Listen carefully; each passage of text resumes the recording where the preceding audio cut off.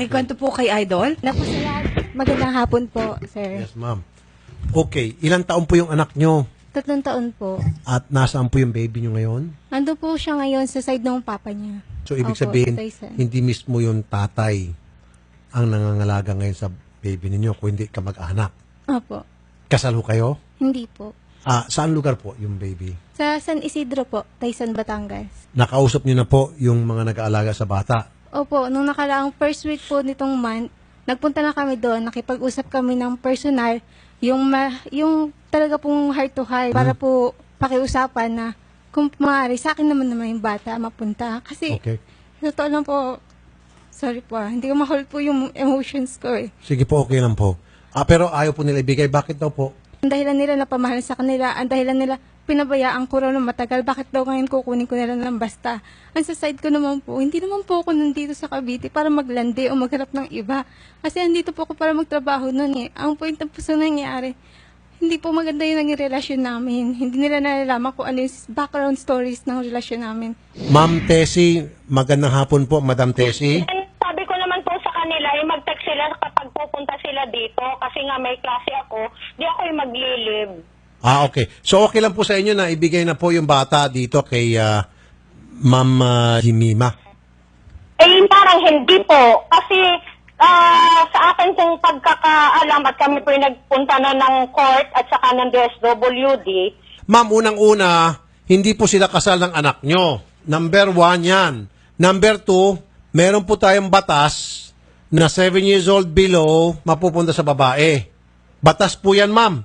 Okay po, sige po. Ganito na lang po, sabihin nyo na lang po sa kanila.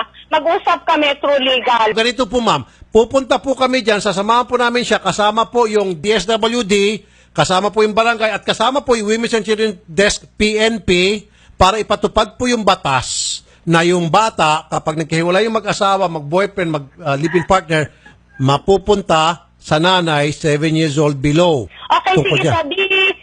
Pumunta na lang po kayo dito, then mag-usap na lang po tayo ng may abogadong kaharap. Kahit pa kumuha kayo ng pinakamagaling na abogado sa United Nations, sa buong mundo, talo pa rin po kayo kasi yung batas nga po natin, hindi po pwedeng paluktutin yan. Ay di nga po, dito na lang po tayo mag-usap. Kailan po kayo pupunta? Pupunta ko kami dyan bukas, ma'am. Sila naman po, sabi ko nun mag-usap na kami. Sila po ang gusto nang umalis.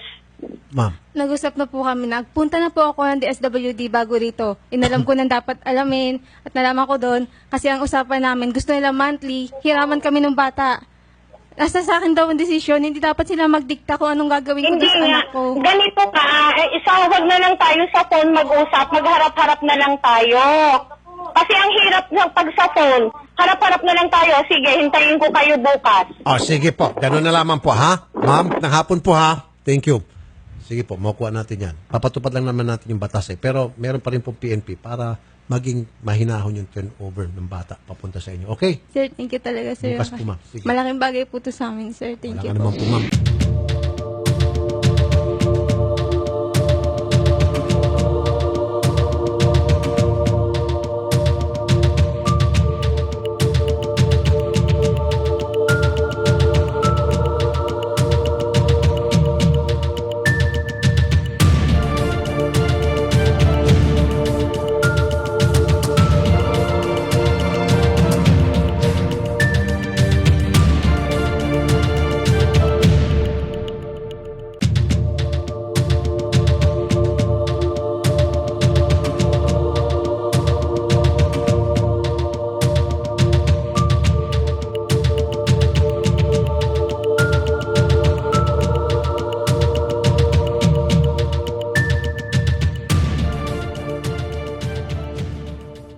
Yun na nga, ay di ibibigay nga namin sa iyo, ay di alam kong ang hihilingin ko lang sa iyo, ikaw ang mag-aalaga ng anak mo.